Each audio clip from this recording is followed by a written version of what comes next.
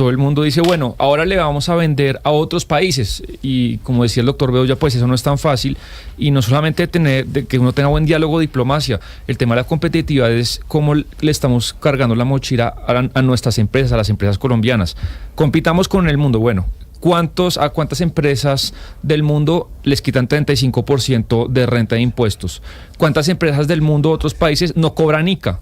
¿Cuántas empresas, por ejemplo, no cobran anticipos sobre la renta? Un montón de cosas. Entonces, claro, le estamos pidiendo a nuestras empresas colombianas que compitan con el mundo cuando las condiciones de infraestructura tecnológicas pues son muy favorables. Entonces acá, yo lo he dicho muchas veces, pero y quisiera seguir insistiendo en eso, pensemos cómo estamos descalabrando a impuestos y con obstáculos a las empresas, y al final es eso, competir. ¿Cómo llego con un buen precio? Pues porque tengo costos más reducidos, tengo tecnología, y desde el Congreso y la política se ha dedicado en los últimos años a meter a las empresas unas condiciones que no son favorables para competir en el mundo con países que, ni siquiera hablo de China, estoy hablando de los vecinos, de Chile, de Uruguay, que tienen mejores condiciones que nosotros. Pero ahí dijo algo el presidente de la SAC, Jorge Bedoya, y es que tenemos que esperar la lista. Todavía sigue existiendo la famosa incertidumbre. O sea, ayer hicieron el gran día de la liberación, como lo anunciaron, pero pues todavía no tenemos el detalle, por ejemplo, si al banano le van a cobrar, a las flores, todavía falta específicamente que nos digan exactamente cuáles son los productos que van a tener ese arancel. Y ahí entra, Gonzalo, algo que incluso hubo un artículo del Financial Times al respecto, que tiene que ver con la famosa fórmula, porque ayer, antes de la reunión o del anuncio de la rueda de prensa, decían, no, es que los expertos, economistas, asesores del presidente Donald Trump están sentados hablando de la fórmula. Eso, sacaron una fórmula como si fuera ciencia nuclear. Además, en letras griegas, ¿usted vio eso? Claro. Intentando volverlo más complicado y más avanzado. Y la fórmula es súper simple, porque ellos dijeron que le habían metido IVAs y que le habían metido las cargas tributarias en cada uno de los países, y no, eso es simplemente flujo financiero y flujo de productos. O sea, la famosa fórmula, que todavía no sabemos realmente cómo es, que eso es como un cuarto oscuro. Lo que dice el Financial Times es que es una fórmula como de tercero de primaria. Es una fórmula hecha por un niño de tercer grado, Camila, y que además no se entiende porque no aplica para todos los países, porque esa fórmula, dependiendo del intercambio comercial que haya tenido Estados Unidos, no beneficia a los Estados Unidos per se.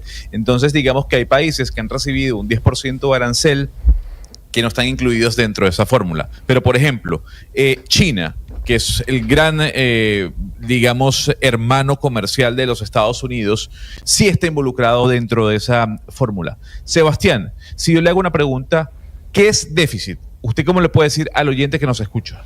Bueno, la balanza comercial que yo tengo, por ejemplo, con los Estados Unidos, que Colombia tiene con los Estados Unidos, pues es deficitaria para nosotros. ¿Por qué? Porque lo que nosotros importamos de Estados Unidos es mayor a lo que nosotros les exportamos, entonces la balanza es deficitaria. En ese caso... O sea, eso es más fácil. Si cuando uno importa más de lo que exporta, ese es cuando usted tiene un déficit comercial. Respecto a un país puntual. Exactamente. Perfecto. Entonces, para no enredar al oyente, eso es déficit aunado a lo que acaba de decir Camila. Pues bien, usted lo que va a hacer, según la fórmula presentada por el presidente Donald Trump, es sacar o dividir estos dos números, lo que hubo en intercambio comercial e importaciones frente al déficit que usted tuvo en esa relación. Con China, por ejemplo, le va a dar un porcentaje de 68%. Ese fue, digamos, el superávit que tuvo China y el déficit que tuvo Estados Unidos frente, repito, a China.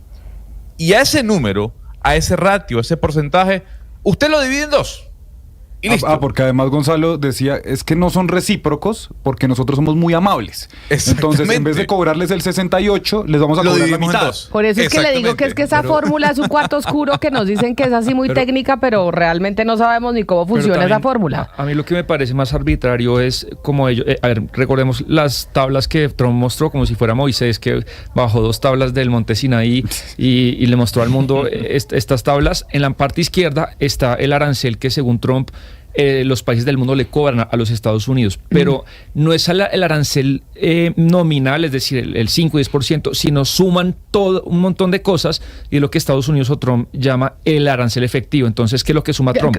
Pues suba IVA, suba los impuestos que le cobran a todos los productos, incluso, por ejemplo, de la Unión Europea. Entonces, ellos lo que dicen desde Estados Unidos es, mire, a mí me cobran un arancel para que entre un producto mío de tanto, pero a eso se le suma un IVA que ellos cobran allá y se le suma otro impuesto que también usan, que a los productos de la Unión Europea no les cobran, pero sí les cobran a los países del sudeste asiático, sí les cobran a China. O sea, le está sumando no solo el arancel, sino una cantidad de IVAs y de impuestos que les cobran a los productos en la Unión Europea. Sí, más que los impuestos, que sí, el suma, digamos, lo que me termina pareciendo arbitrario, y he oído analistas que van en esa dirección, es, claro, suma el arancel nominal, suma además lo que se llama como las barreras no arancelarias, que eso es muy difícil de medir porque, por ejemplo, una barrera no arancelaria puede ser un trámite que me produce un costo, por ejemplo, no sé, un trámite de un mes, produce un costo, pero ¿usted cómo lo mide en términos de aranceles? Y finalmente, otra cosa de la que Trump lleva hablando muchos años, y es que él acusa a algunos países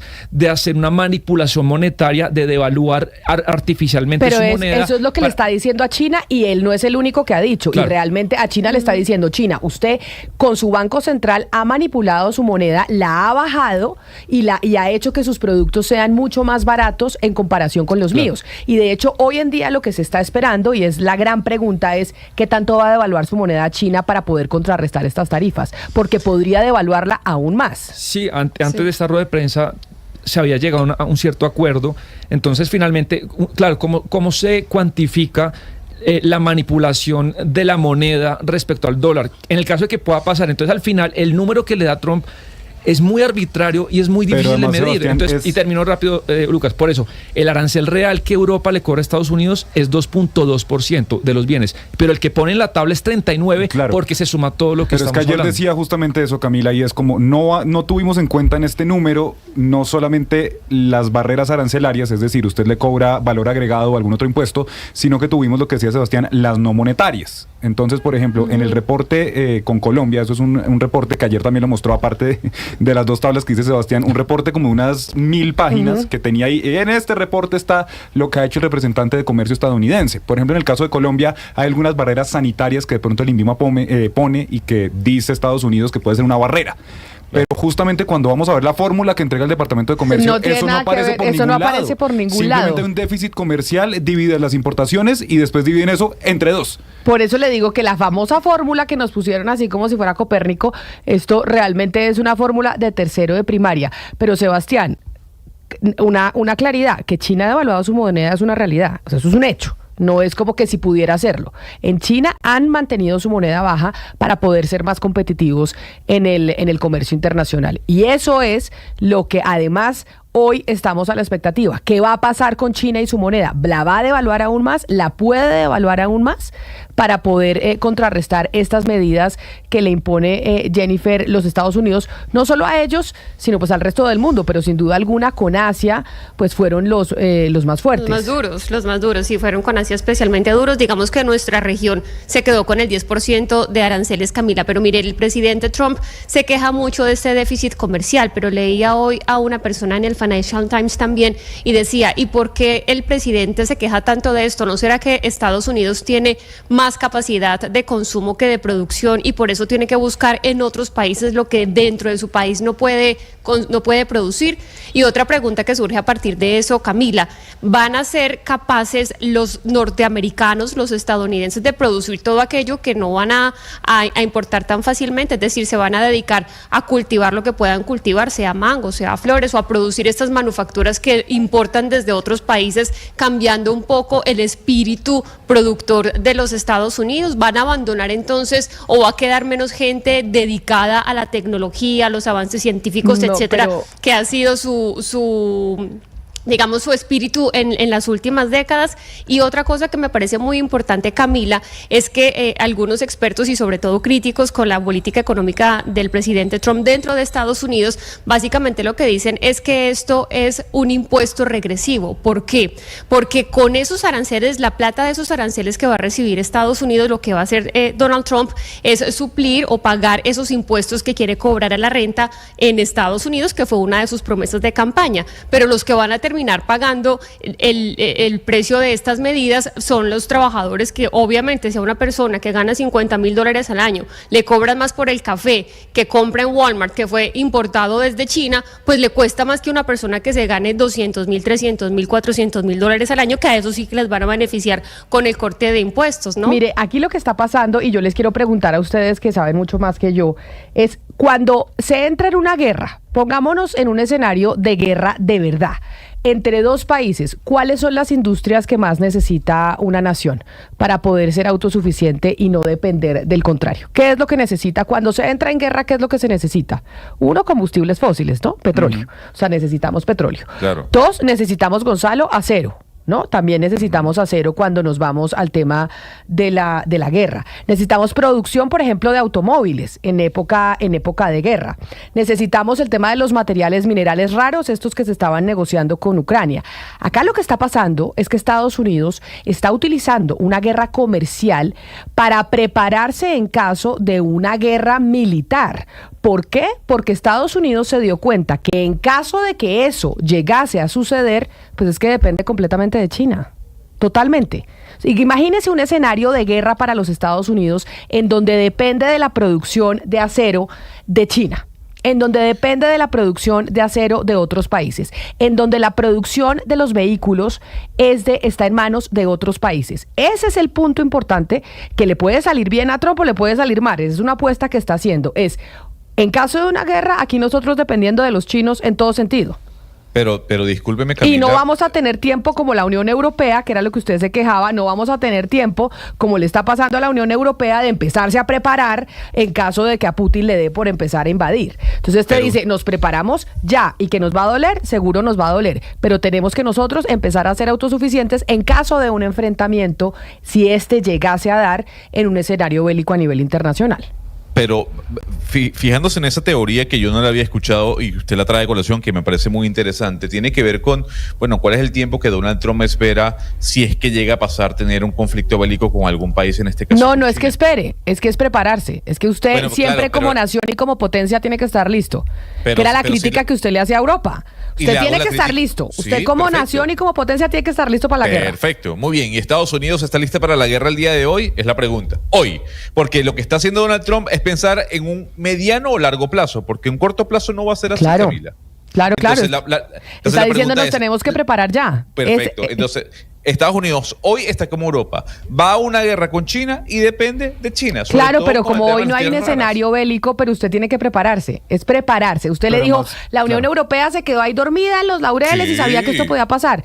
Pues los gringos lo que están haciendo, utilizando una guerra comercial, es decir, nosotros tenemos que ser autónomos y tenemos que ser autosuficientes en caso de que esto pudiera llegar a pasar. No sabemos si va a pasar, pero tenemos que estar listos. Y si usted es potencia, tiene que estar listo para poder responder a eso. Pero además esto se justifica, Camila, cuando usted lee la orden ejecutiva que firma ayer Donald Trump, esto sale justificado por la ley IEPA, que es la Ley de Poderes Económicos de Emergencia Internacional, y justamente la justificación para todo esto, y la pregunta que le hacían ayer a la canciller Sarabia es, oiga, pero nosotros no tenemos un tratado de libre comercio con Estados Unidos, esto no está violando el tratado de libre comercio, y resulta que no, porque Donald Trump está amparando esto en que este déficit comercial con el mundo puede causar una emergencia de seguridad nacional en Estados Unidos. Así que todo esto se basa justamente en una emergencia de seguridad nacional. Aquí lo delicado es que se están utilizando medidas comerciales o estrategias comerciales para poder tener estrategias militares. Ese es el tema que estamos viviendo hoy. Y la pregunta es, ¿le va a salir bien a los Estados Unidos o le va a salir mal? No lo sabemos, es una apuesta. Genuinamente Donald Trump cree que este es el rumbo. Claro. No fue tan agresivo en su primer mandato porque se organizó principalmente contra China y en unos productos puntualmente. Esto es de manera global, pero él hace años viene pregonando esto y él realmente cree que lo que tiene que hacer es que el mundo llegue a producir a Estados Unidos y que eso va a pasar. Pero por eso es que habla del Make America Great Again. Ese es el trasfondo desde su primera campaña. Y por eso yo le pongo este punto. Ahorita vamos a tener un invitado precisamente desde los Estados Unidos para hablar más allá de lo que estamos viendo, de lo que vemos hoy de la guerra arancelaria. Esto tiene un trasfondo mucho más importante y tiene que ver con quién va a ser el hegemón del mundo y quién va a ser la potencia mundial. Y Estados Unidos está peleando con China. Eso es un hecho. O sea, están compitiendo con los chinos. En caso de un conflicto, los chinos tienen del cuello a los gringos. Del cuello. Entonces, eso es lo que están tratando de que no vaya a pasar en un futuro. No es que vaya a haber una guerra, ni mucho menos. No, es que usted como país tiene que prepararse en caso dado de que eso pueda llegar a suceder. Que es lo que aquí don Gonzalo Lázari le ha reclamado a la Unión Europea constantemente, que por qué se durmieron en los laureles, y por eso ahora precisamente los europeos están recolectando plata y aportando a un fondo para poder aumentar el gasto militar y poder ser autosuficientes en la defensa de su territorio.